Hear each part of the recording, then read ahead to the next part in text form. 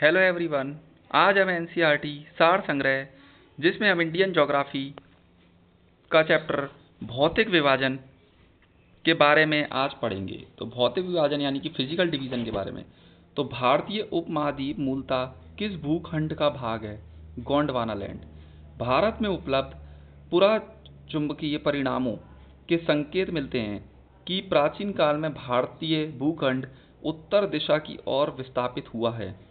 भूगर्भिक संरचना की दृष्टि से भारत को मुख्यतः 3 भागों में विभाजित किया गया है: हिमालय पर्वतीय क्षेत्र, उत्तर का मैदानी भाग और दक्षिण का प्रायद्वीपीय पठार। इसके बाद हम आगे देखते हैं।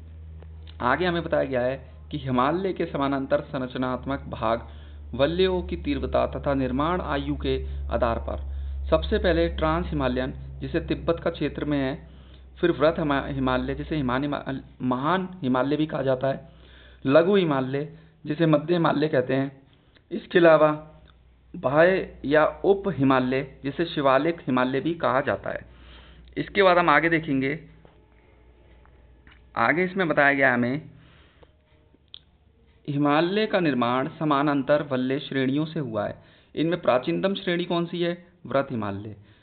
उत्तर भारत में उप हिमालय क्षेत्र के सहारे विस्तारित समतल मैदान को क्या कहा जाता है? भाबर। हिमालय का पर्वत पदीय प्रदेश कौन सा है? शिवालिक। शिवालिक शैल समूह के दक्षिण में स्थित भाबर क्षेत्र किस संरचना का उदाहरण है? गिरिपथ की स्थिति का। शिवालिक श्रेणी की औसत ऊंचाई 600 से 1200 मीटर। लघु हिमालय किन श्रेणियों के मध्य में स्थित है? महान हिमालय और शिवालिक के। हिमालय की नवीनतम पर्वत श्रेणी कौन सी है? शिवालिक। नर्मदा एवं तापी नदियों के मध्य कौन सी पर्वत श्रेणी स्थित है? सतपुरा श्रेणी। इसके बाद हम देखते हैं और इसके अंदर जो फैक्ट दे रखे हैं। हिमालय की सबसे ऊंची पर्वत श्रेणी कौन सी है? हिमाद्री या व्रत हिमालय। व्रत हिमालय की औसत ऊंचाई कितनी है? 6100 मीटर। पीर पंजाल श्रेणी किस राज्य में अवस्थित है? जम्मू कश्मीर में। पूर्वी हिमालय की तुलना में पश्चिमी हिमालय में ट्री लाइन की ऊंचाई कम है।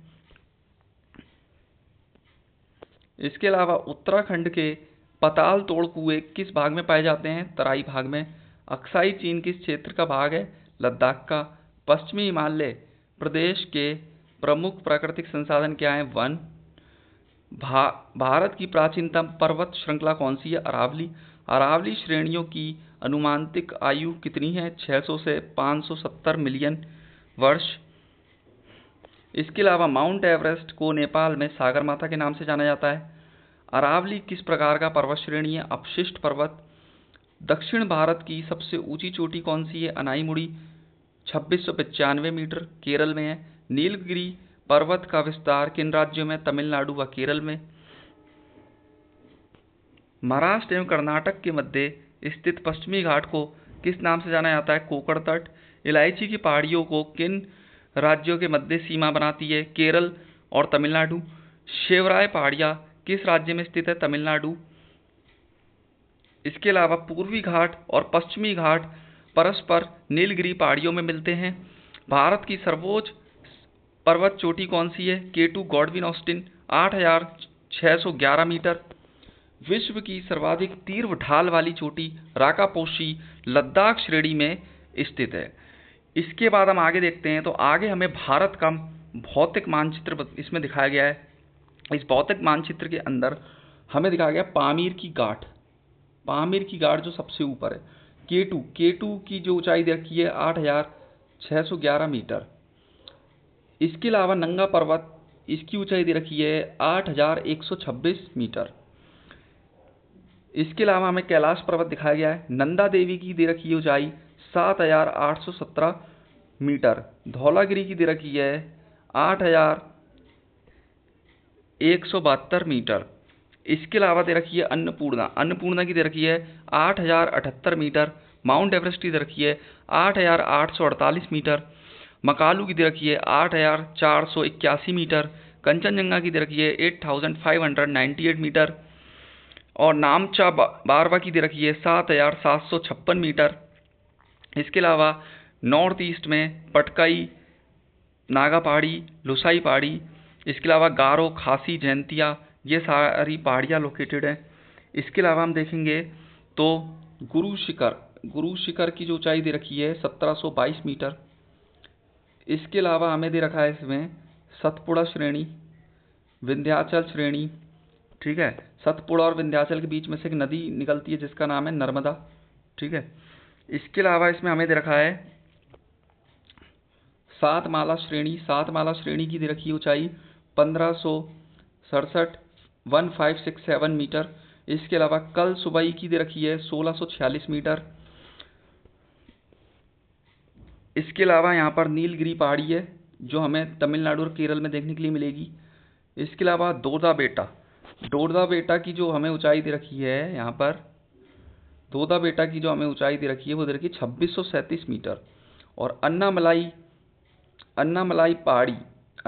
पहाड़ी पर जो है वो अनाई मुड़ी की जो दे रखी है 2695 मीटर। दक्षिण भारत की सबसे ऊंची चोटी कौन सी है? अनाई मुड़ी, 2695 मीटर। जो शेवराय की पहाड़ी है वो तमिलनाडु में है। जवादी की पहाड़ी जो भी है वो भी हमें तमिलनाडु में देखने के लिए मिलेगी, कोरोमंडल तट पर, ठीक है। इसके अलावा महेंद्रगिरी, ईस्टर्न घाट की सबसे ऊंची चोटी कौन सी मानी गई है? महेंद्रगिरी, 1501 मीटर। और वेस्टर्न घाट की सबसे ऊंची चोटी कौन सी मानी गई है? अनाई मुड़ी। कौन सी मानी गई है? अनाई मुड़ी, जो 2695 मीटर है। तो ये सब इस मैप में दिखाया गया था। और इस मैप के अंदर हमें ये बताया गया है कि मालाबार तट कौन सा, जो केरल वाला जो है उसे मालाबार तट के नाम से जाना जाता है। और कोरोमंडल तट कौन सा है? कोरोमंडल जो तट माना जाता है वो आंध्र प्रदेश और तमिलनाडु वाला माना जाता है। कोकण तट हमारा ये गोवा वाला तट जो है वो कोकण तट के नाम से जाना जाता है। तो ये हमारा पूरा कंप्लीट हो गया भौतिक मानचित्र।